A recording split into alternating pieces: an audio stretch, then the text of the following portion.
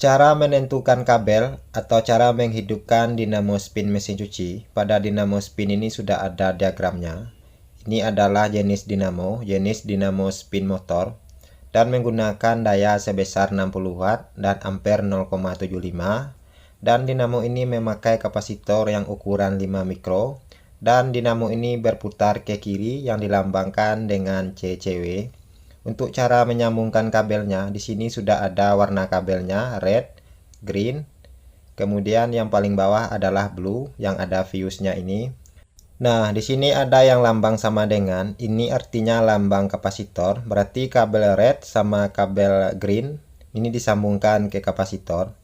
Kemudian yang garis panjang ada rednya, ini disambungkan ke listrik langsung. Sama yang blue yang garis panjang juga berarti disambungkan ke listrik. Nah, sekarang kita sudah mengetahui untuk cara penyambungan kabelnya. Kita tandain dulu kabel yang merah sama kabel yang hijau, ini disambung langsung ke kapasitor. Kemudian untuk kapasitornya, ini disesuaikan sama kapasitor yang digunakan sama dinamo. Karena dinamonya menggunakan kapasitor 5 mikro, jadi saya gunakan juga yang ukuran 5 mikro. Kemudian untuk penyambungan kabel ke kapasitor, ini boleh terbolak-balik, bebas untuk cara penyambungannya. Sekarang untuk kabel setrum, tinggal ambil aja dua garis yang paling panjang, yang atas dengan yang bawah.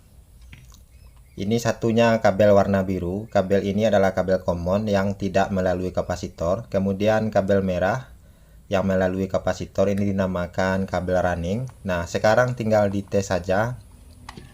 Nah, itu dinamonya sudah berputar. Untuk putarannya, dinamo ini sudah berputar ke kiri sesuai dengan diagram pada dinamo ini. Oke, itu saja. Semoga video ini bermanfaat.